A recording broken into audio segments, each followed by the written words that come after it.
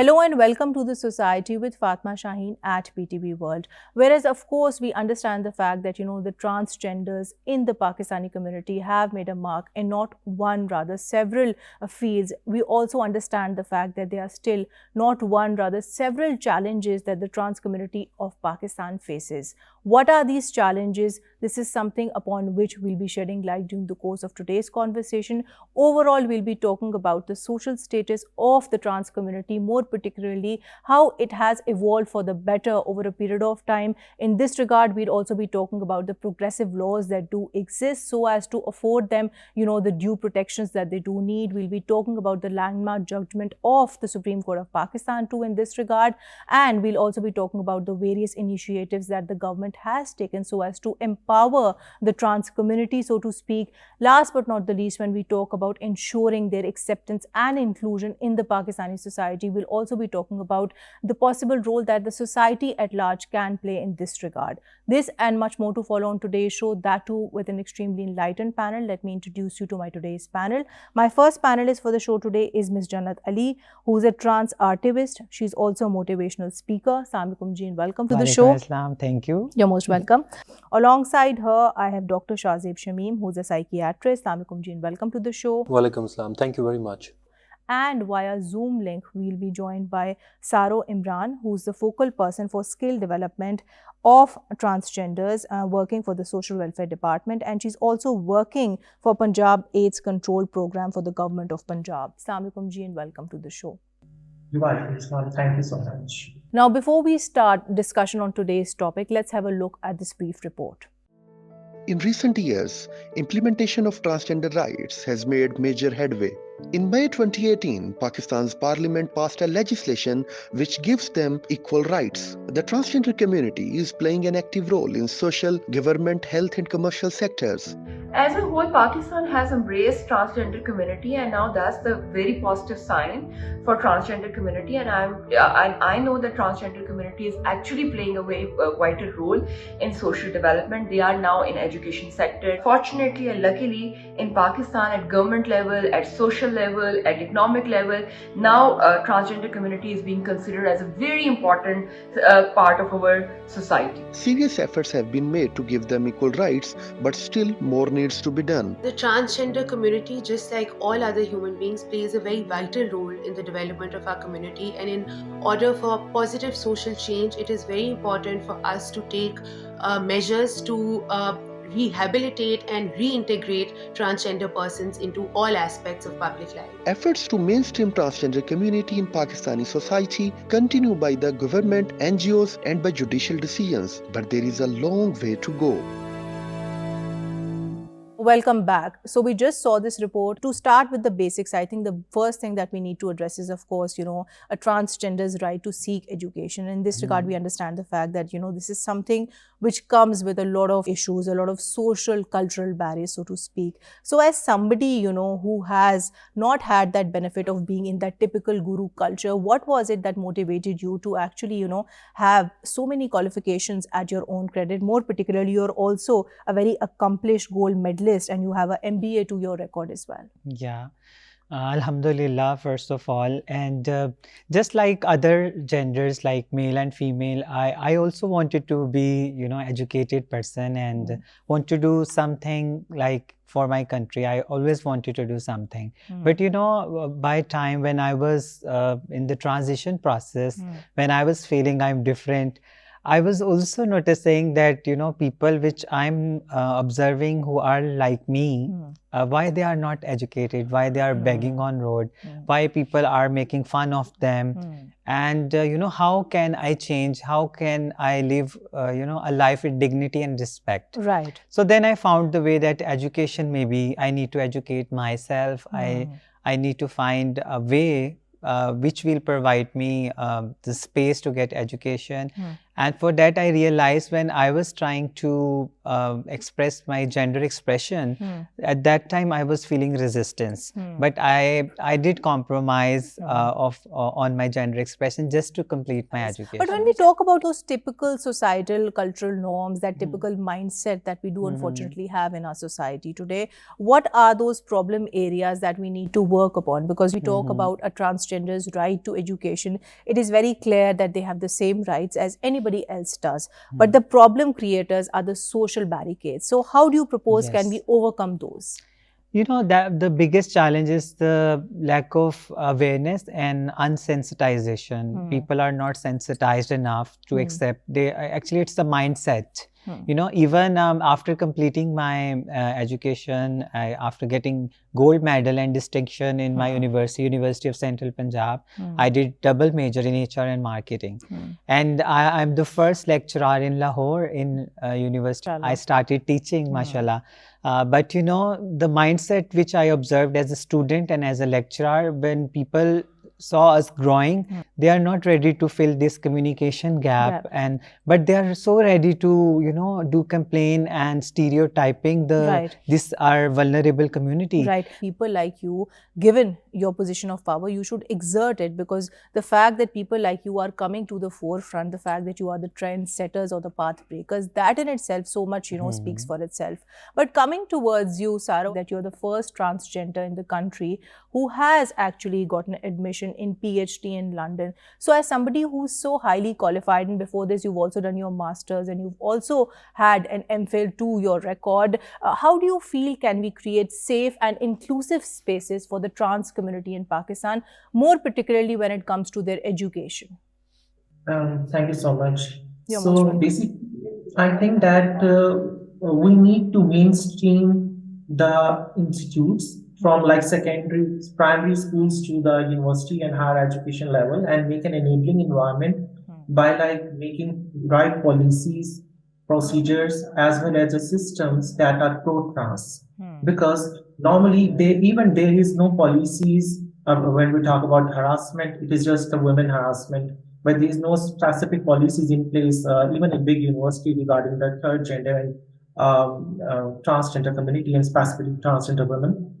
And also, like, we need to make some flexibility in the admission criteria for the transgender community, because they have a difficult background and the struggles that they reach to the education level, specifically to the higher education. Right. And we need to make quotas in the universities to empower and to encourage the transgender community to get higher education, and as well as give them and make a enabling environment and effective system that integrate the students to the professional careers. It's also very important, like we see in other parts of the world, the fact that, you know, transgenders, they are actually given scholarships, they're kind of motivated, their families are motivated to actually make them seek higher education too. But moving on, I think a very important question which then arises is also the fact that whether or not transgenders should be put in the regular mainstream schools, or for that matter, whether they should be special schools. And we have seen that, you know, special schools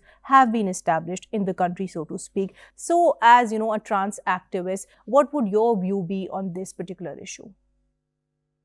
I believe that we don't want to make our own world. We have to survive in this world, in the mainstream society. And making separate things will more isolate the community. And I think being an activist and with experience from grassroots to international level, I believe that we need to integrate the transgender students in the mainstream education institutions rather than making the separate thing, because we need to understand the other people that about the third gender, and the most effective tool for sensitization and awareness and capacity building is to rather than to say, is to show.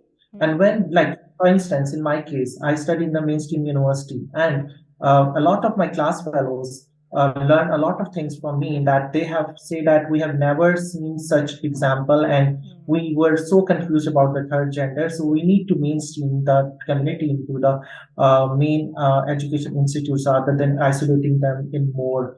Right, Saro, your point is noted. On which I'll come to you, Jannat. You wanted to add something to that? Yeah, I just want to say a very important point, that enabling and safe environment is the dire need before getting us included in any institution. I think if we don't feel safe and enable environment which is welcoming, where our teachers are sensitized, and this sensitization begins from the gatekeeper till principal. It's not Right. just teacher specific. Of course. Because they will set the example for rest of community and who are doing harassment and violence, and they consider transgender very derogatory thinking about Right. transgender. We must also, of course, ensure their greater visibility in the school curriculums per se too. On which I'll come to you, sir. I think we must also, of course, talk about this entire debate from a psychological perspective. So, would you tell us that when it comes to ensuring their emotional and psychological well-being, what are the most glaring effects that you do see on transgender persons in the event that they aren't given safe spaces? Well, if you talk about transgender psychology, keeping in view the non-judgmental approach and non-stigmatic approach, we see that transgender people, they have the same neurological needs which a normal human being have.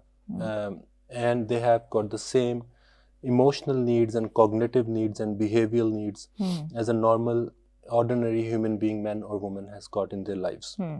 So they suffer from the substance misuse or the sleep issues or the mood problems or the bipolar mood disorder, schizophrenia, thought disorder, all the things in the same way as a normal human being goes through. Right. So something is there, the transition of the gender psychology or the thought of thinking gender transition is something which every boy or girl or man and woman they go through in their life. So gender psychology is an ongoing process, but their mental health needs, their cognitive needs, their behavioral needs, their neurological needs, their health needs are exactly the same as they are once we are dealing with a normal human being. Right. In this regard, it's also very important to address this very specific question, which is that when we treat such patients, and I think you have had the benefit of treating so many transgender patients, so to speak. So what is that protocol that you follow? Because I do understand the fact, at least in the United States of America, they have proper guidelines which they actually conform to when they treat such patients. Well, we have got also the Diagnostic Statistical Manual, DSM-5, which is being followed in Pakistan, in subcontinent, and all over the world. That also was designed by the American Psychological Association. Right.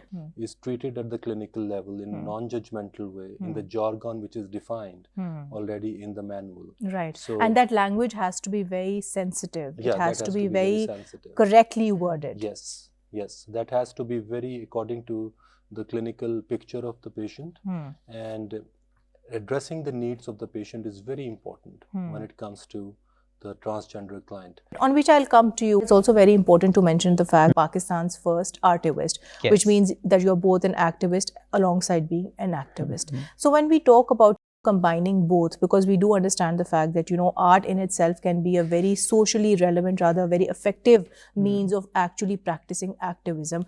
How particularly have you used both so as to empower the transgender community in Pakistan? I think, yes, it's a very important question. And I'm very lucky that I got this, inbuilt skills of performing artist. I'm a performing artist. So art has a very close relation with my life and whole journey, because when I was child, nobody was ready to listen me. I used to perform and express my emotions, because it's really important to share your energy and emotions. If you are happy, if you are sad, there should be someone who can listen. And later on, there were very different family circumstances and very complex challenges. So at that time, I used my performing arts as my job. I was taking care of my family by doing performing art. But tell us more about your work with regards to empowering the transgender persons in Pakistan. I'm coming on this point because, while I was performing, I was also teaching Kathak, which is a classical dance. It has a huge impact that, we were the artists, we were presenting the challenges of our real life stories through performing arts. Right. That's why I choose different topics like coming out, empowerment, violence through my performing arts, because you basically picked on on various social issues. And I think that's very Yes, important, Janak, that's right. because at a very basic level, this also very deeply kind of connects with your work as a social worker, because you've been working on issues more than one. On which I'll come to you, Saro. We must also talk about your work as a transgender activist, your work as a social worker. So, in this regard, we understand the fact that you have been working very diligently with the government of Pakistan. So tell us more about your work, more particularly about your work which aims to actually empower the trans community of the country. So basically, since when I am working for the transgender persons, like from a local level, since 2013, and like in 9 years of my work experience from grassroots to internationally, one thing I have learned is that majority of human rights violations happening on the transgender people is due to the fact they are financially and economically dependent on their abusers, and abusers can be anyone. So until unless the communities are not economically empowered, they cannot sustain and reclaim their rights in a better way. So the first time social welfare department nominated me as a focal person for the skill development and entrepreneurship for the transgender community in Multan. And we have been working on the capacity building of the grassroots level transgender community in terms of how they can start their businesses, how they can sustain their businesses even digitally. Because as you know that after COVID, a lot of businesses, small businesses have moved on to the digital platforms, as well as we are also connecting them with the potential organizations, institutions that are providing them small loans to start their businesses. And one thing that we misinterpret is that building the community skills is enough, but what about after that? Right, Sarah. It's also very important to talk about, of course, the need for not only you people to teach them the relevant skills, but also to ensure these skills are very relevant as per the changing needs of the market too. But moving on, another very important pertinent question which I would like to ask you are the problems, are the challenges which transgender persons in Pakistan do face. Now, we do see that whereas, of course, they do receive, some kind of backlash, or for that matter, a lack of acceptance from the society at large, we also see that there is a lot of division, there's a lot of dissent within the transgender community itself. So what are your views on this particular issue? The good thing is that the new generation, the young transgender people in Pakistan, want to change the narrative. They want to do the respectable livelihoods and they gain respect, because most of the times it's not about your gender, but it's also about your life choices that gain you respect and dignity. And I think that, for instance, we also need to make an accountability process regarding the human rights violations within the culture, within the transgender community as well, because we have talked a lot about the social, societal abuses, like the gaps from the government, but we need to also make the things accountable within our own community as well. So these are the issues which need to be addressed by virtue of having the relevant laws and policies in place, on which I'll come to you, because I understand that you have been lobbying for this law for quite some time. The Transgender Act 2018, you were part of the steering committee, so to speak. So tell us about this law, how at least on paper this law is progressive. This law is giving transgenders the protections that they did not have before, more particularly in the Pakistani law. And when we compare it to laws of various other Western jurisdictions too, we are actually leading by way of example. First of all, let me tell you that our law, Protection of Transgender Right Act, is one of the most progressive law of the world. Right. Not only in South Asia. Right. Because it prohibits any kind of discrimination. So whether you are going to get education, or you're going to get a healthcare treatment, or right of voting, right to contest election, right to go to public places, and your share in inheritance. The best thing about this law is the fact that it actually prohibits, rather penalizes discrimination, be it in terms of, seeking education, be it in terms of seeking employment, or for that matter, even your access to the healthcare system. Yes. So these are the positives that we need to actually highlight. So there is a lot of misconception because people didn't bother to read it, and there should be proper translation, which is done by a lot of trans activists. They can help help out in providing that, because people don't know, a lot of gender sensitization stuff and all that. So Right. we also requested to have a national dialogue on this. On which, sir, I'll come to you. I think she's raised some very valid points on which I would like to deliberate further. So, in this regard, I would want you to comment from your perspective of a psychiatrist that what are the most pressing challenges that you people come across in the course of, treating such patients, because there are a lot of social taboos attached with treating such persons too. Yeah, no, you're very right. Judgment and stigma is the first barrier which comes in the treatment hurdle. But being honest, the consent of the individual is the very first problem. For example, if someone is below 18 years of age or a minor, the consent lies with the family. And family perception or the social perception, since family lives in the same society and they are also affected by the social perception of it. So they find it very difficult to decide about the symptomatology of the victim, the one who is suffering from any mental health issue. Right. So keeping the gender discussion apart, the mental well-being is itself a human phenomena, which has to be considered by the caregivers.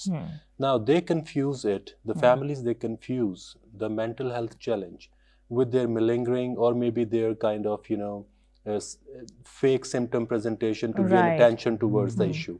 So even if they are like, for example, if they are having fever, we cannot judge them that they are having fever for some cause of, advocating their point. They are having fever means they are having fever. So if they are suffering from insomnia, or if they are suffering from substance misuse, or they are suffering from any kind of mental health issue, that is exactly like a human being suffers. The families are the biggest hurdle in this problem. Second comes the consent. The consent, if, for example, if the patient is above 18 years of age and the patient is harmful to himself or the society or the community, like any human being can be. So here the consent of the family becomes highly relevant. Right. And families again are reluctant. Right. A lot of problems also stem from the fact that when they are, actually denied that treatment. So when we talk about improving the transgender person's access to the healthcare system, what are the issues that we need to address? Because you see, mental healthcare professionals like yourself, you people also have a very important role to play. You have had that benefit of treating so many transgender patients, so to speak, but then they are doctors, and these are reported cases that I'm talking about, who've actually refused to treat the same community members. Yeah, because doctors living in the same society, they find themselves in a very helpless position. I think that either it is access to the healthcare, either it is access to any kind of vocation or job or any kind of social service or education.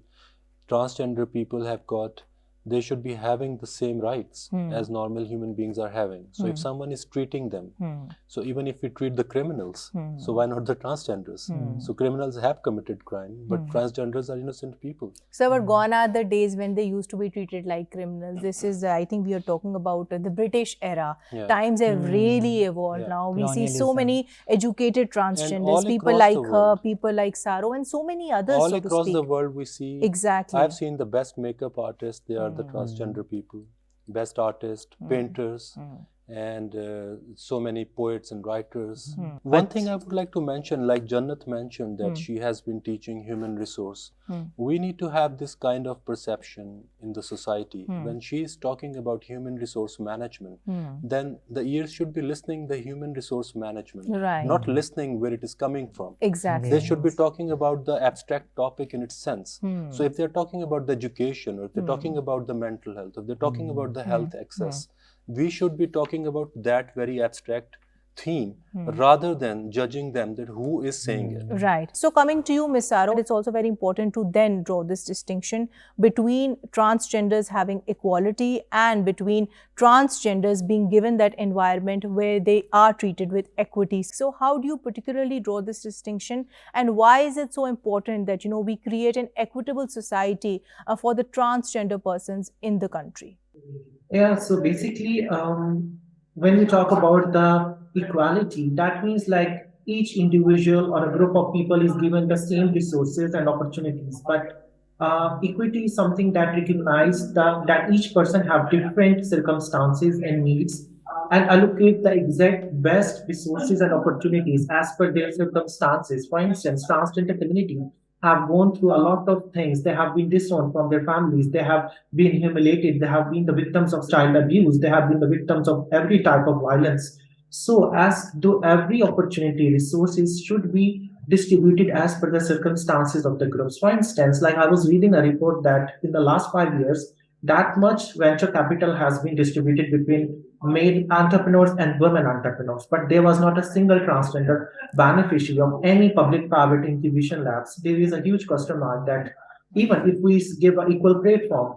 So basically, to take what you said forward, I think it's important then to understand that when we talk about ensuring transgender persons' equity in the society, what are the issues that we need to work on? Is it having a national policy to that effect, or is it, on the contrary, perhaps working on the capacity building of the law enforcement?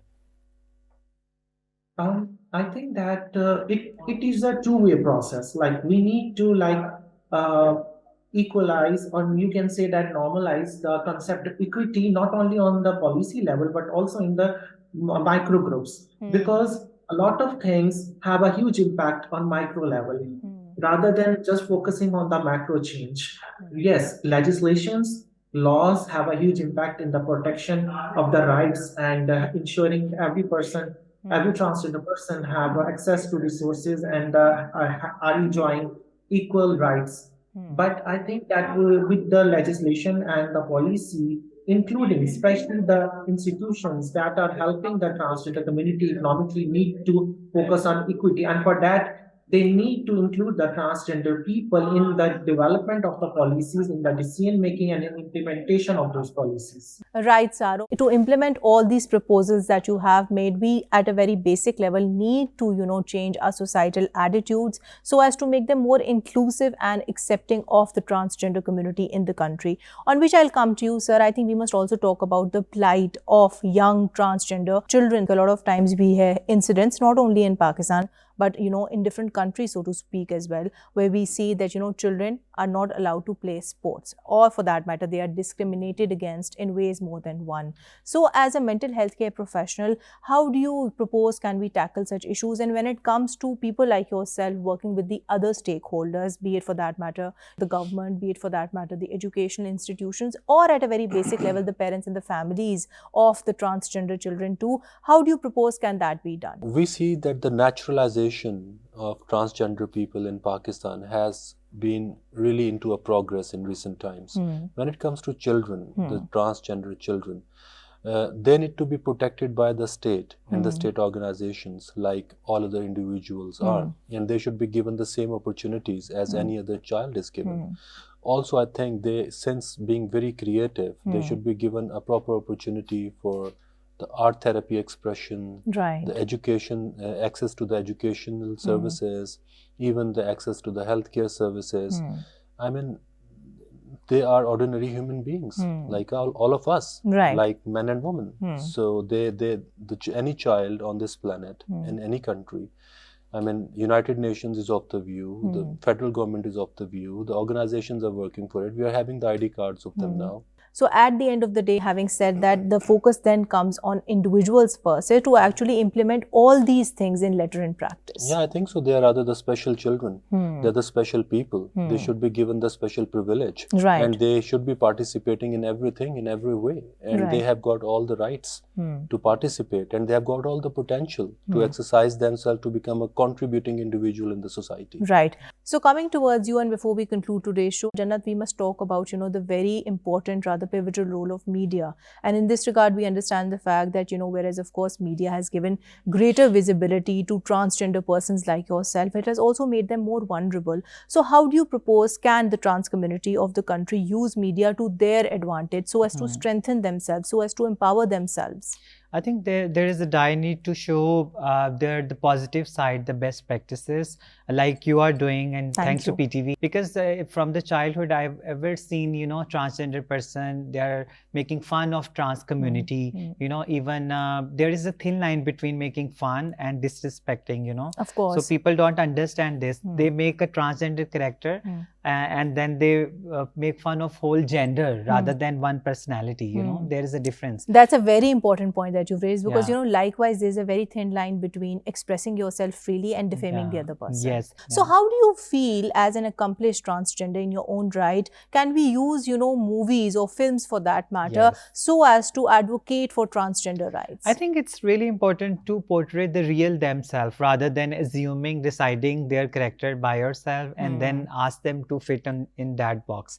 So that has been a greatest problem. This time I came out as a beautiful, empowered transgender person, and people loved it. And it did a great business. And also I'm doing work in some international movie you will see soon. On which, sir, I'll come to you, and before we conclude today's show, I think in this regard, it's very important to then talk about increasing both the visibility as well as the representation of the transgender community, more particularly when it comes to ensuring that, you know, they have a say when it comes to important decisions with regards to them. So in this regard, what would your proposals be? Are these the issues that we can, you know, adequately address through a policy, or do we need to, for that matter, you know, strengthen our institutions, or do we need to kind of, you know, revamp the typical societal mindset that we do unfortunately have?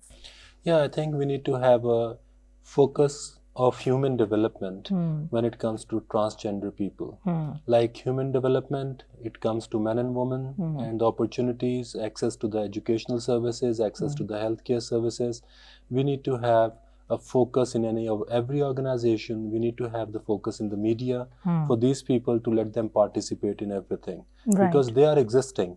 We need to tap their potential so that they can be a contributing factor to the sociology and the economy eventually. Right. This is very important that all the stakeholders, they are all on one page. Also, I would like to add one thing over here. You very intricately mentioned about equity. Equity and equality are different things, of course. Right, but sir. since transgender people have their own unique talents, so in terms of equity, they should be having their own share, because we do not expect certain things from women, and we do not expect certain things from men. So we should not be expecting certain things from transgender people either, and that comes under the umbrella of equity, how to deal with them in this. Coming towards you, Saro, and before we conclude today's show, we must take your narrative on this. You were lucky in that regard that you came from a privileged and a sheltered background, where you had the support of your family members, where you had the support of your friends. But when it comes to the average transgender person in the Pakistani society, what advice would you give them so as to ensure that, you know, they fully participate in the society, and the fact they don't come from a very affluent background, that in itself shouldn't be taken as a weakness against them? So I will second the statement of Jannat, that it's not like that our families are like accepted us 100%. It is more like a situation of like they have tolerated us. And even coming to this situation, we also have sacrificed a lot of things. We also have proved ourselves that we will not be the shame for them, but rather than we will like make themselves proud. So one thing that I will definitely advise to the young transgender people, that when we are in our teenage and we are like experiencing, and then we saw a lot of things that attract us in terms of having easy to earn money, but we need to focus on the long term things, strategies, and do not compromise on your dignity, and you do not leave your homes and make your family to accept you by your life choices. In continuation to that, it's also very important that, you know, people like yourself who have had that benefit of, you know, having so many achievements on your record, you project yourselves more so that you can be in that place of being that mentor, you know, role model for other people who are actually seeking that leadership. Your education is very important. And ultimately, if you have more economically empowered, this is a better reality of the society, that even if you have a financial independence, it's easy for you to have a family acceptance and in general social support. And you need to work on the things that make you socio-economically sustainable and independent. And also I want to add one thing, is that the society, the structure will make you to feel bad about yourself, to feel guilty about your gender identity, but it is not something that is by choice. So you should not feel bad or feel guilty about it, but rather than you should be proud of what you are, and you can do anything that any other person can do. Right, Saro. On which note, I would like to conclude today's show. Thank you so much, Jannat. Thank you so much, Dr. Saab. And thank you so much, Saro, for being a part of this dialogue. Well, to conclude today's show, we generally spoke about the ever-evolving socio-economic status of the transgender community in Pakistan. One positive thing that we do see, more particularly in the trans community of the country, is the fact that they are definitely more educated, they are definitely more empowered than what they used to be perhaps a decade ago. What we do need to work upon actively is the implementation of the progressive laws that we actually have in place. And in this regard, it's extremely important that the societal mindset that in itself changes. Gone are the times that, we used to think of the trans community as people who belong to the criminal tribe. Now is the time that we need to accept them. We need to ensure that we give them an inclusive environment. And now is, of course, also the time that we celebrate them and their achievements too. On that note, signing off for today. Until next time, take care and Allah Hafiz.